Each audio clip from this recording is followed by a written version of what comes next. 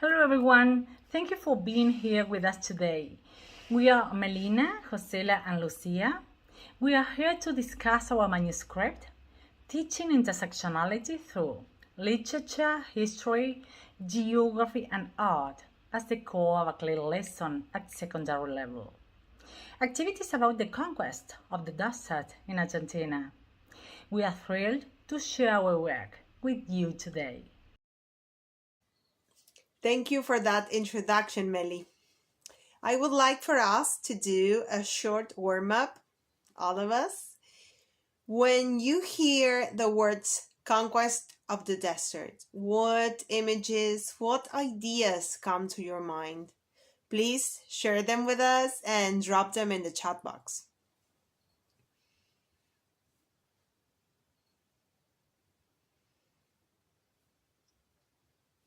Yes.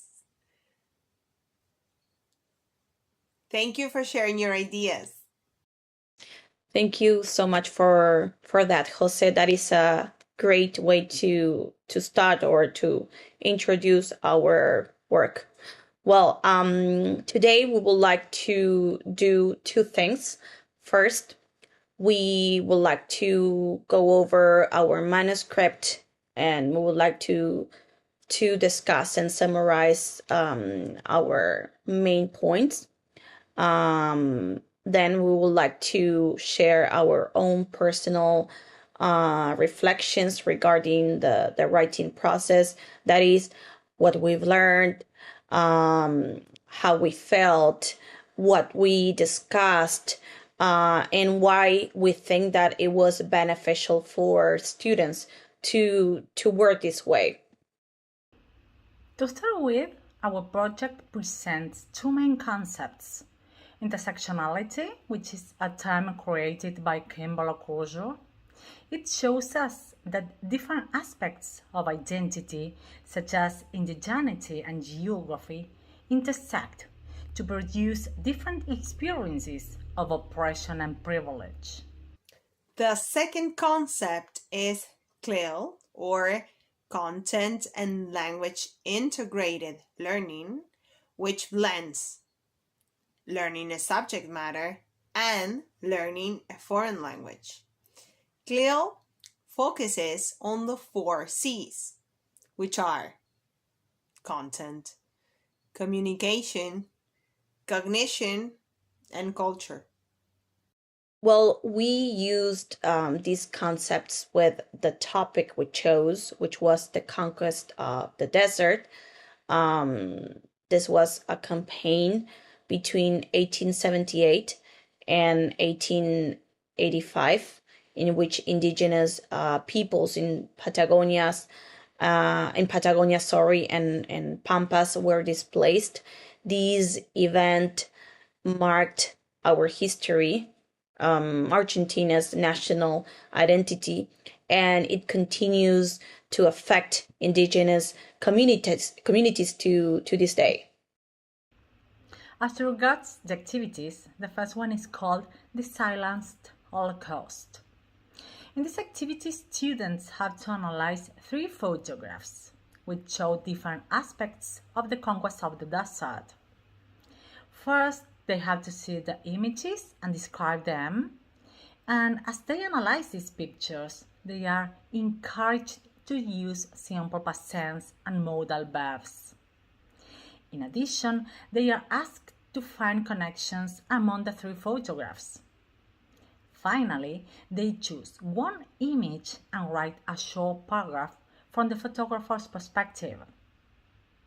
We use different scaffolding techniques to aid students, such as a sample paragraph, concept checking questions, and sentence starters. This support not only helps them to complete the task successfully, but also gives them confidence to express their ideas more freely. In this way, they are guided step by step while developing autonomy. This activity develops and improves students' speaking and writing skills by working with a relevant historical event in Argentina, which promotes empathy, and understanding of national identity and cultural diversity. It also encourages reflection on how history is represented and remembered, which is essential for critical thinking in the classroom. Well, now let me ask you something. Please take a moment to think about one word that describes how these photographs make you feel. Please write in the chat. Okay, now let me share some of the words we come up with during our preparation. Understanding, injustice, rights, identity, history, and people. All these words capture the sense of the pictures and the powerful emotions they convey for us. Our second activity is called Analyzing the Poem Milonga del Infiel by Jorge Luis Borges. In this task, students read, learn vocabulary, and then they reflect. First, we created a mind map on the board to elicit what students know about the matter. And then we pre-teach vocabulary that is needed for the activity. Later, students can discuss if and how the poem strengthens or challenges stereotypes. And lastly, they have a symbolic reflection in which they have to look at themselves, each of them, into the mirror, ask and answer. If I saw my identity, what would I want to see? This activity invites and encourages students to learn and reflect on indigenous identity through literature. And by doing so, they can understand the importance on reflecting about these people during the so-called conquest of the desert. So this activity promotes critical reading, cultural awareness, and personal reflection. Just to show you how powerful this activity can be, picture yourself. Imagine you were in the classroom. If you had to look at yourself for a moment into the mirror right now, what identity would you want to see reflected there? Well, the third activity is called Life Before and After the Conquest, which connects history and geography. In doing so, students compare maps and discuss with their classmates. First, they have to observe two maps, one current map of Argentina and another pre-conquest of the desert map.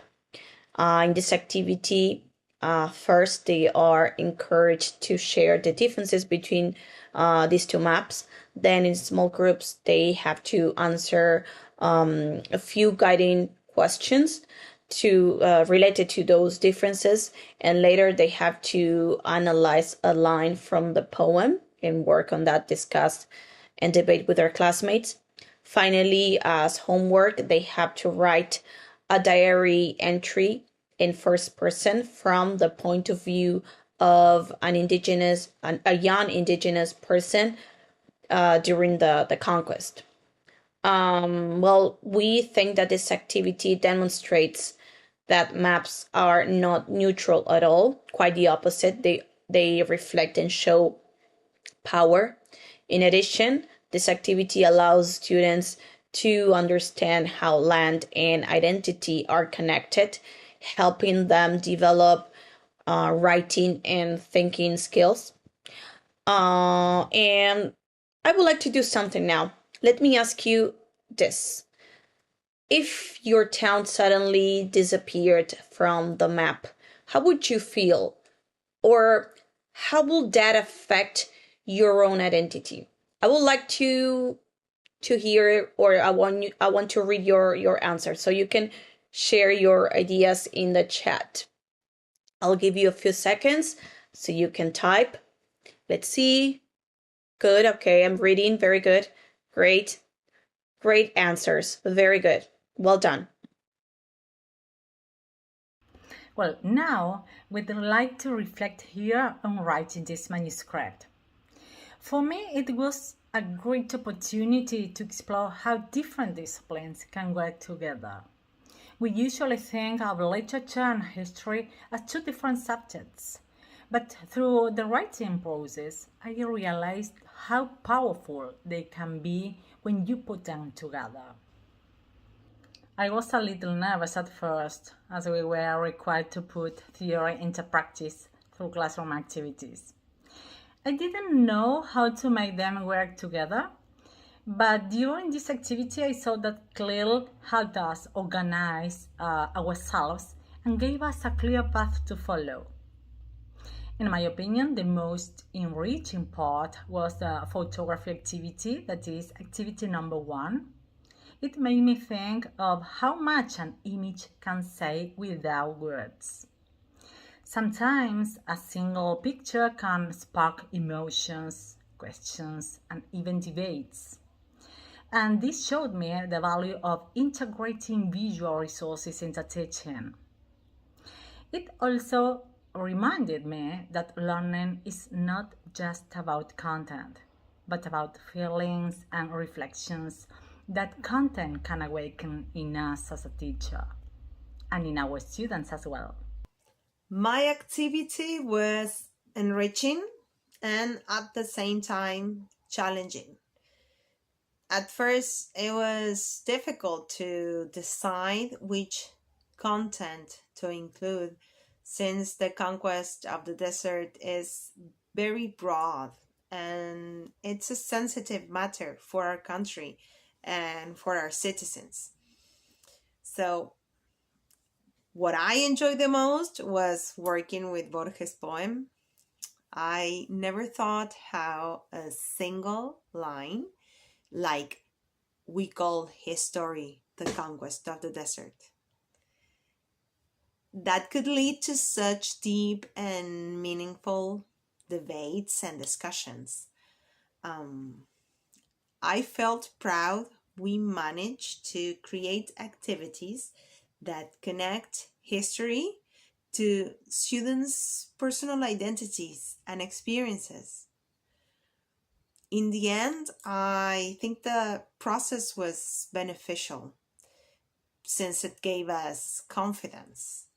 I believe that now we know we can work and deal with complex and even controversial topics in our teaching practices.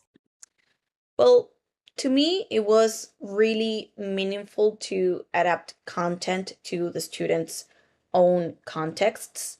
Many times, English lessons use materials from the UK or from the USA, and our students do not see their own personal realities, experiences, or history represented in English books or English activities. So this manuscript gave me the chance to reflect on the importance of giving materials that connect with students' identities and realities. Um, in addition, I also felt nervous about working as a team, as we all have different perspectives, different ideas, and sometimes it can be very difficult to agree or to stay on the same page. But in fact, working together was one of the most valuable aspects of this assignment or about this task. I think everyone added something different.